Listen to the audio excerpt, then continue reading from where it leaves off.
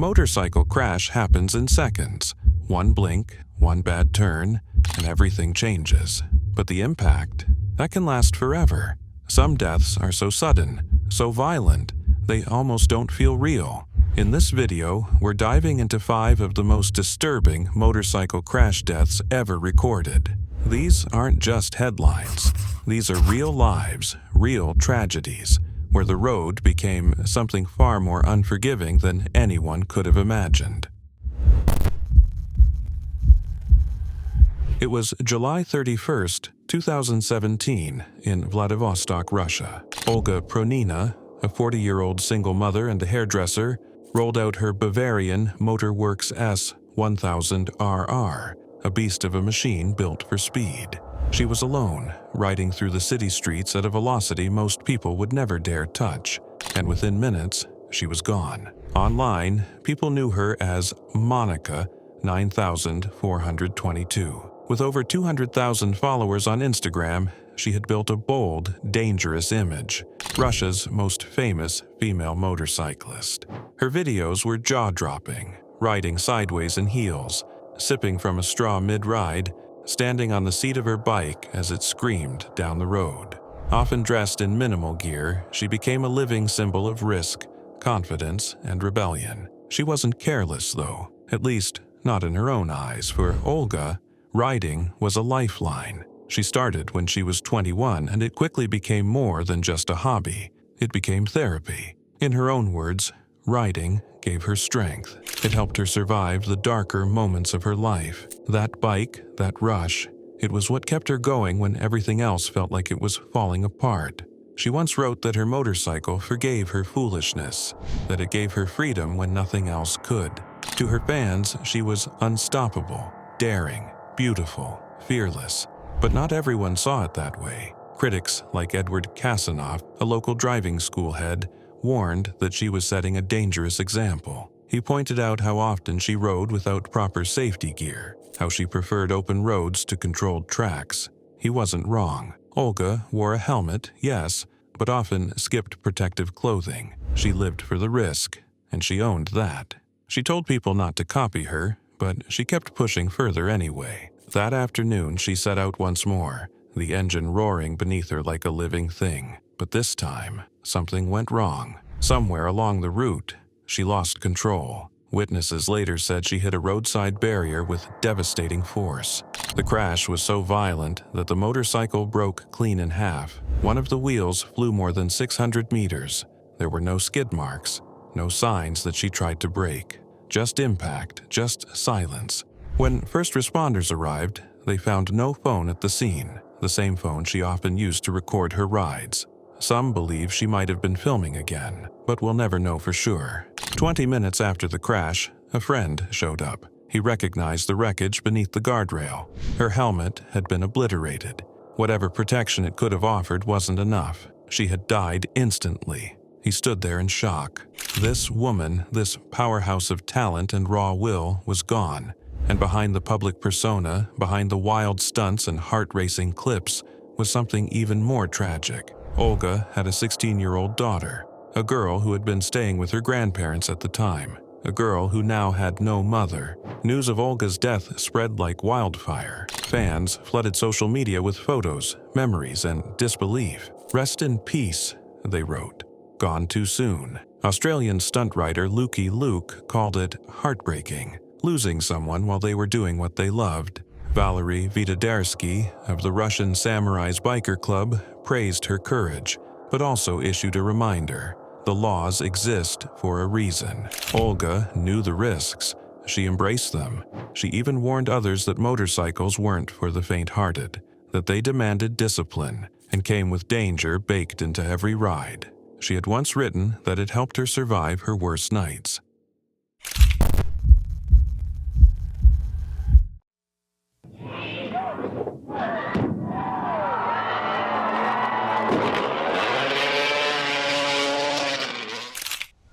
It was March 10, 1996 in Mesquite, Nevada. The sun beat down on the desert asphalt outside the Oasis Hotel and Casino. Sherman Dwayne "Butch" Laswell stood beside his Honda CR 500, helmet on, eyes fixed on the ramp ahead. He was about to attempt the most dangerous jump of his life, soaring over a 38-foot-high pedestrian bridge. Butch Laswell wasn't just another stunt rider. He was a legend in the making. Born in Las Vegas in 1958, raised in the dusty heat of Overton, Nevada, he grew up worshiping Evel Knievel and dreaming of flight. At 12 years old, he was already jumping over cars on his bicycle. By 15, he had his first motorcycle, and by 17, he was one of the best desert racers in the state. In 1981, he shattered the record books by flying 180 feet through the air on a 440 Mako. That jump changed everything. He wasn't just the man flying through fire and lasers. He was the one designing the show. His talents landed him gigs on TV, commercials, and even broke a wheelie record on That's Incredible. But no matter how big the crowd or how bright the lights, Laswell was always chasing something more. That jump in Mesquite? It was supposed to be his gateway to Hollywood, a Guinness World Record breaker. The plan was daring. Launch from a 27-foot ramp at 70 miles per hour, soar over the towering 38-foot pedestrian bridge, and land clean on another ramp 120 feet away. But there was a catch. The landing ramp was only 12 feet wide, and it couldn't be seen from the launch.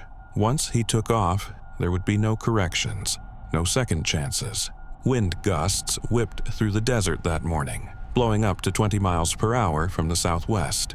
It wasn't ideal. Laswell was anxious. Friends say he wanted to call it off, but how could he? The crowd was already there. At 3:35 p.m., Butch hit the throttle. He was going 85 miles per hour, at least 10 too fast.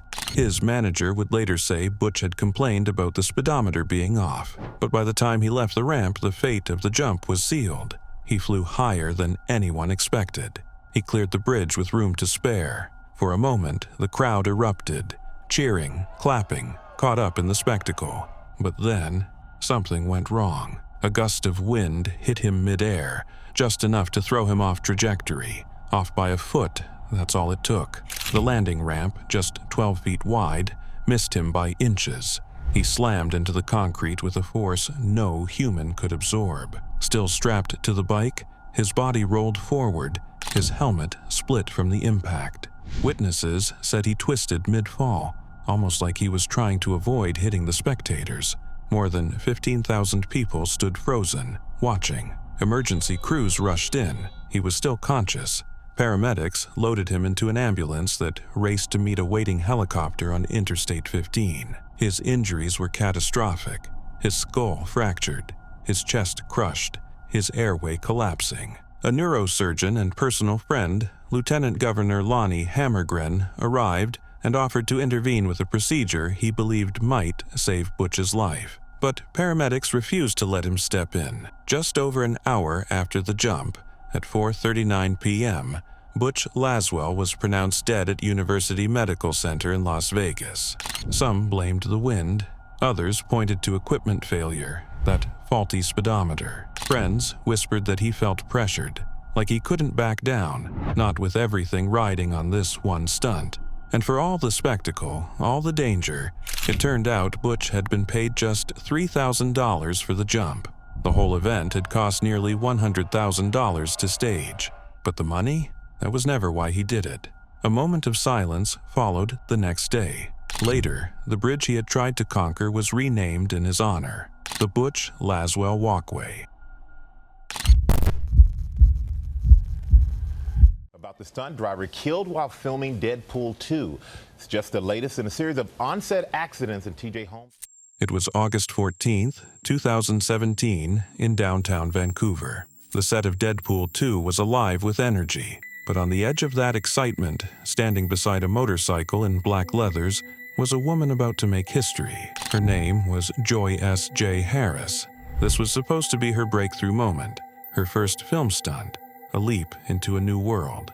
S.J. wasn't just a stunt double. She was the first African-American woman to be licensed as a professional motorcycle road racer in the U.S. Born in Brooklyn on December 11, 1976, S.J. Harris didn't even start riding until 2009. Most professional racers start before they can drive, but S.J. didn't care about the odds. She wanted speed, the challenge, the freedom. By 2012, she was racing competitively. A year later, she earned her license. And by 2014, she had done what no black woman before her had. She carved out space in a sport that didn't know her name, until it did. She formed her own team, Threader Racing, wore number 24 with pride, and used her rising platform to speak directly to women and riders of color. You belong here. In 2017, she was competing in the Championship Cup Series, clocking wins and building respect. But Hollywood was a different kind of track, and the rules were written in ink she hadn't read yet. On the set of Deadpool 2, Harris had been hired to double for actress Zazie Beetz, who played Domino. SJ had never done stunt work before. Not like this. She was a last-minute replacement.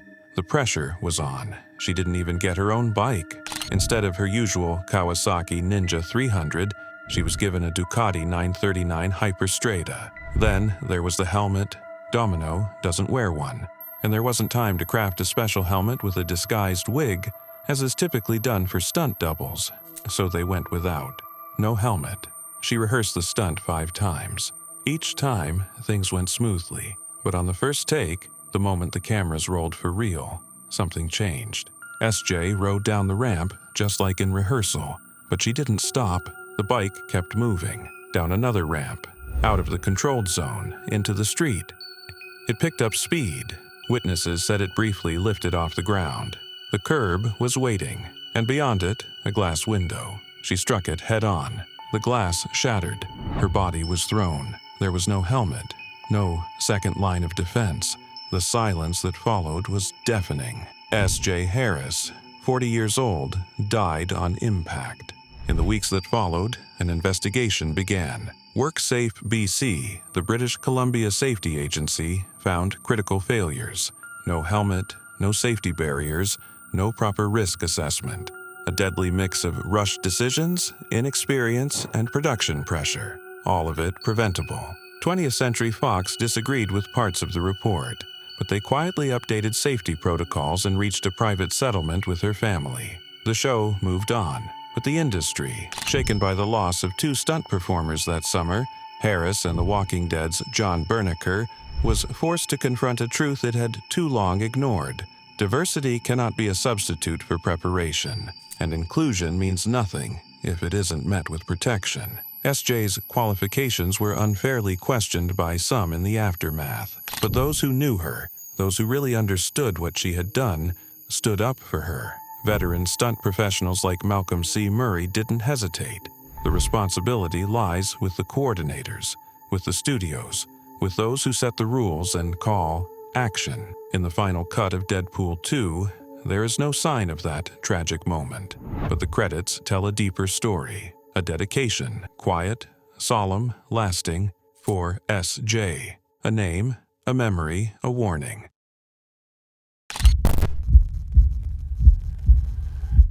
The Allman Brothers were started by Dwayne and Greg Allman in 1969 in Jacksonville, Florida. Both of these groundbreaking musicians are sadly no longer with us. It was November 11th, 1972, in Macon, Georgia. The afternoon sun cast long shadows over Napier Avenue as a motorcycle roared down the street. Its rider, 24-year-old Barry Oakley, leaned into a turn. Just another ride. Just another day. But in the very city that had made him a legend, fate was about to echo its cruelest note again. Just over a year earlier, his bandmate, his musical brother, Dwayne Allman, had died in a crash only a few blocks away. Same city, same fate. And now, it was Barry's turn. Barry Oakley wasn't just a bassist. He was the engine behind the Allman Brothers Band. A musician who didn't just keep rhythm, but bent it into something alive. Born in Chicago and raised in Illinois, he fell in love with music in high school. In Florida, he met guitarist Dickie Betts, and their friendship sparked something big. They formed the Blues Messengers, then Second Coming. And by 1969, with Dwayne and Greg Allman, Butch Trucks, and J-Mo Johansson, they became the Allman Brothers Band. A revolution in sound, fusing blues, jazz, rock, and country. Barry's bass lines weren't just support, they were storytelling. But after Dwayne's death in 1971, something inside Barry broke. Dwayne had swerved to avoid a truck, crashed his Harley, and never recovered. He was just 24, and Barry, devastated, began to drift. Friends noticed him drinking more, talking less. As Betts put it, Barry couldn't picture life without Dwayne. Then came that November afternoon. Barry was riding his 1967 Triumph. As he rounded a curve near Inverness Avenue, he crossed the center line and struck a city bus, first the front, then the back. He was thrown from the bike, landing hard on his head. And yet, in typical Barry Oakley fashion, stubborn and proud, he refused help, said he was fine, took a ride home. But within hours, the pain started. He became confused. His speech faltered. A friend rushed him to the hospital. Doctors found a fractured skull and swelling in his brain. They tried everything, but it was already too late. Barry Oakley died at 24. Same age as Dwayne, same kind of crash, just blocks apart. They were buried side by side at Rose Hill Cemetery, where they once found inspiration among the tombstones. Now, it would be their final resting place, together. Before his death, Barry had recorded Wasted Words, Ramblin' Man, and other tracks for brothers and sisters. His legacy runs through the band's defining albums, At Fillmore East, Idlewild South, Eat a Peach. His playing didn't just support the music, it shaped its soul. Georgia later named a bridge after him, the Raymond Barry Oakley III Bridge. The road leading to it? Dwayne Allman Boulevard. Two brothers, one path, still echoing.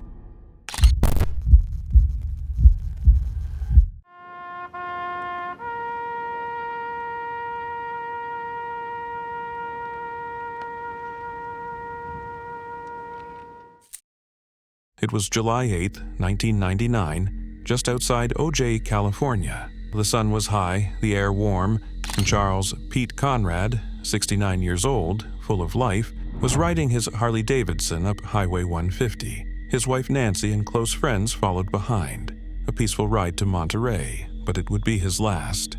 Pete had survived rocket launches, spacewalks, even a broken space station. But that day, on a quiet curve, his motorcycle slipped. He wasn't speeding. He wore his helmet. It didn't matter. He hit the pavement hard. At first, there was hope. He was awake, talking, taken to Ojai Valley Hospital, joking with staff. But inside, something was wrong. Internal injuries worsened. Doctors tried everything. By 5:07 p.m., Pete was gone. NASA lowered its flags. The astronaut corps mourned. Because Pete wasn't just a space traveler. He was a legend. Born in 1930 Philadelphia, Pete was a restless kid obsessed with flight. He flew solo at 16, battled dyslexia, and earned a degree from Princeton, later becoming the first Ivy League graduate in NASA's ranks. He flew 4 missions. Gemini 5 proved humans could survive in orbit for days. Gemini 11 broke altitude records. Apollo 12, just 4 months after Neil Armstrong, made Pete the third man on the moon. He and Alan Bean landed with pinpoint precision, just 600 feet from Surveyor 3. He cracked jokes, hummed songs, made history human. Then, in 1973, came Skylab. The station was damaged, overheating, nearly lost. Pete led the repair mission. They saved it and stayed in orbit 28 days. After NASA, he dived into the private sector, pushing aerospace innovation. He never slowed down. Speed thrilled him. Boats, planes, bikes. He even helped create Commander Pete, a comic book hero to inspire kids. He was buried at Arlington with full honors. Willie Nelson played Amazing Grace. NASA planted a tree for him at Johnson Space Center, lit with red lights every Christmas, a symbol of his irreverent spirit. Pete Conrad walked on the moon. He saved a space station. He lived fast, bright, unforgettable. And though a simple curve took him, his legacy endures. In history, in memory, in the stars.